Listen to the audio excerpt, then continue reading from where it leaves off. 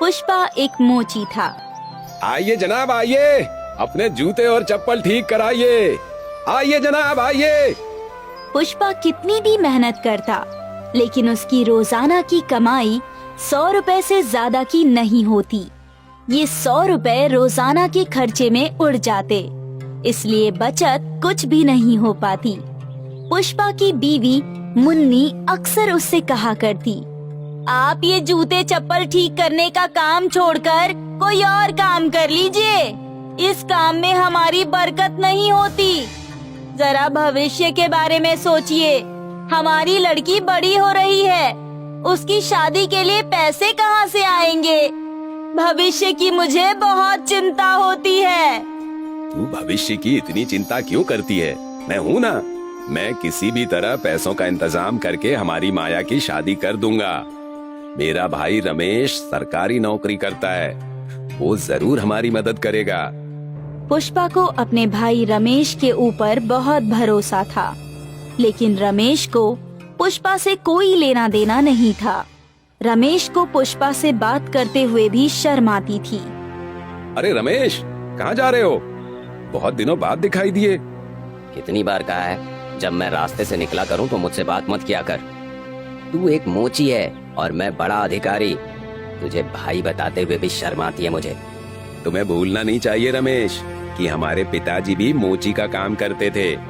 पिताजी ने तुम्हारी पढ़ाई में सारी संपत्ति बेच दी और अब तुम्हें मुझसे बात करने में भी शर्म आती है।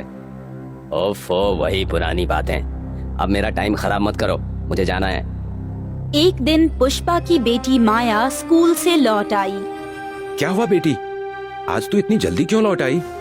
अभी तो 8 भी नहीं बजे हैं। पिताजी, स्कूल वाले कह रहे हैं कि पहले फीस जमा करो, तभी स्कूल में घुसने देंगे।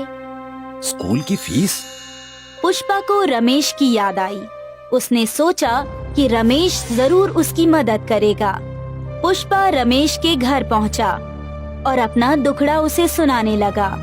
रमेश ने पुष्पा की खूब बेइज्जती की और उसे अपने घर से जाने को कहा। चले जाओ यहाँ से और मेरे पास मत आना। तुम्हारी लड़की नहीं पढ़ पा रही है तो मैं क्या करूँ? मैंने क्या सबका ठेका ले रखा है? पुष्पा को बहुत निराशा हुई।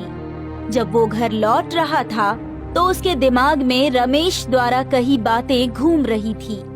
अचानक पुष्पा रोड पार करते हुए एक कार की चपेट में आ गया। जब पुष्पा की आंख खुली तो उसने खुद को हॉस्पिटल में पाया।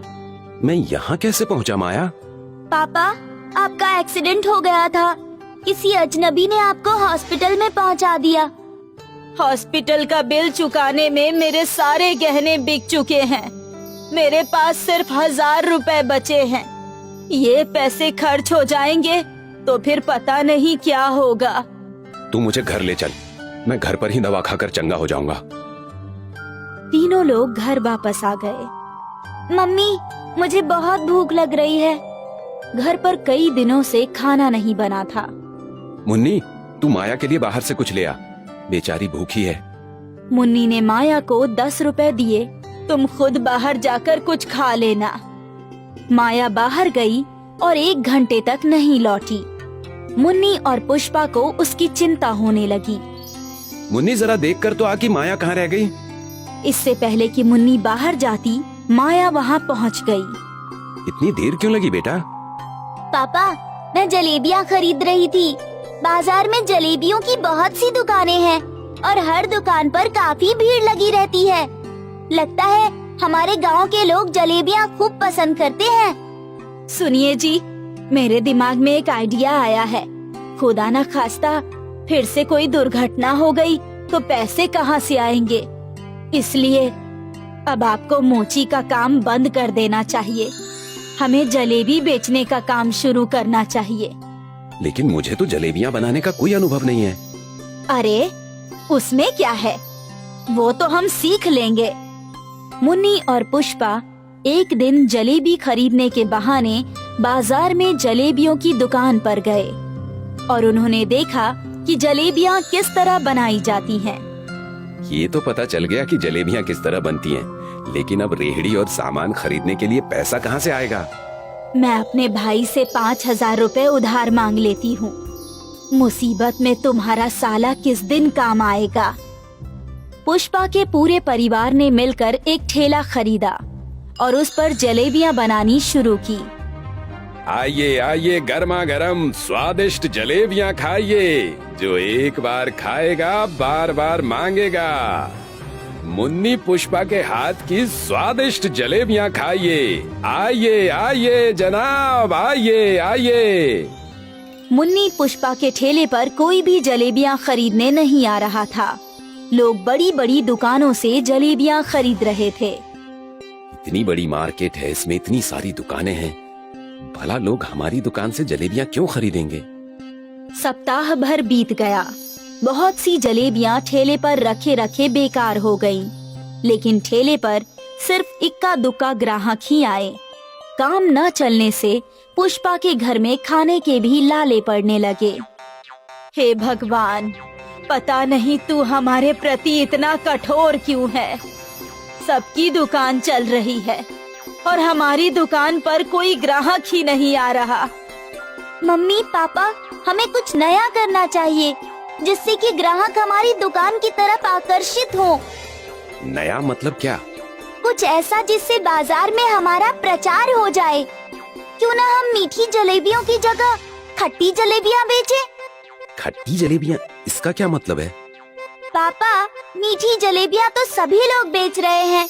हम खट्टी जलेबियां बेचेंगे तो जैसे आपको लगा कि खट्टी जलेबियों का क्या मतलब है, ऐसे ही लोग भी खट्टी जलेबियों की तरफ आकर्षित होंगे और हमारी दुकान पर आएंगे। लेकिन बेटी, खट्टी जलेबियां हम बनाएंगे कैसे? जलेबियों को खट्टा करने के बहुत से उपाय हैं। हम ऐसा करेंगे कि मैदे में दही मिला देंगे और उसी से जलेबियां खट्टी हो जाएंगी। इसके साथ ही हम इस बात को हमेशा एक सीक्रेट ही रखेंगे कि हमने मैदा में दही मिलाया है। अगर लोगों को पता लग गया कि हम खट्टी जलेबियां कैसे बनाते हैं, तो और दुकानदार भी खट्टी जलेबियां बनाना शुरू कर देंगे और फिर हमारी बिक्री कम हो जाएगी। तुमने बिल्कुल ठीक कहा। अगले दिन पुष्पा ने पूरे बाजार में ऐलान किया, सुनो सुनो सुनो, हमारी दुकान पर आओ और पहली बार खट्टी जलेबियां खाओ।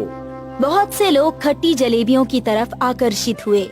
वो जानना चाहते थे कि खट्टी जलेबियां खाने में कैसी लगती हैं। पुष्पा और मुन्नी की खट्टी मीठी जलेबियां पहली बार में ही सुपर हिट हुई।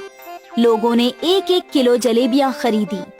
कोई पुष्पा से पूछता कि तुम लोग जलेबियों में क्या मिलाते हो, तो पुष्पा हंसकर जवाब देता, भाई साहब, ये तो बस एक सीक्रेट है, आप जलेबियां खाने पर ध्यान दीजिए। कुछ दिन तक तो सब कुछ अच्छा चलता रहा, लेकिन फिर पुष्पा और मुन्नी पर एक मुसीबत आ पड़ी। गांव में चेतन नाम का एक हलवाई रहता था। पुष्पा से पहले लोग सबसे ज्यादा चेतन की दुकान से ही जलेबियां खरीदा करते थे। चेतन ने पुष्पा के खिलाफ दुष्प्रचार करना शुरू कर दिया। सुनो सुनो सुनो, पुष्पा और उसकी पत्नी मैदे में विषैला पदार्थ मिला रहे हैं, जिसके कारण जलेबियां खट्टी हो जाती हैं। ये विषैला पदार्थ आपके स्वास्थ्य के लिए बेहद हानिकारक है। इस दुष्प्रचार से पुष्पा की दुकान पर ग्राहकों की संख्या धीरे धीरे घटने लगी। पुष्पा दुकान पर आने वाले हर ग्राहक से कहता, हम अपनी जलेबियों में कोई विषैला पदार्थ नहीं मिलाते हैं। तो फिर तुम सबको बताते क्यों नहीं कि जलेबियों में क्या मिलाते हो? मुन्नी और पुष्पा जब एक रात विश्राम कर रहे थे, तब मुन्नी पुष्पा से बोली, लगता है अब हम अपने सीक्रेट को ज्यादा दिन सीक्रेट नहीं रख सकते। हमें सबको बताना होगा कि हम जलेबियों में क्या मिलाते हैं। लेकिन फिर तो हर कोई हमारे जैसी खट्टी जलेबियां बनाने लगेगा। लेकिन विषैले पदार्थ के झूठ से तो हमारा धंधा ही चौपट हो जाएगा। अगले दिन मुन्नी ने दुकान पर एक बड़ा सा बैनर लगा दिया, जिस पर लिखा था, हम मैदे में दही मिलाकर जलेबियां बनाते हैं, इसलिए हमारी जलेबियां खट्टी हैं। फिर तो बाजार में सभी लोग मैदे में दही मिलाकर जलेबियां बनाने लगे। लेकिन फिर भी पुष्पा की दुकान की बिक्री कम नहीं हुई, क्योंकि खट्टी जलेबियों की शुरुआत तो पुष्पा ने ही की थी। लोग जानते हैं, कि शुरुआत कोई एक करता है और उसके पीछे चलने वाले हजारों होते हैं।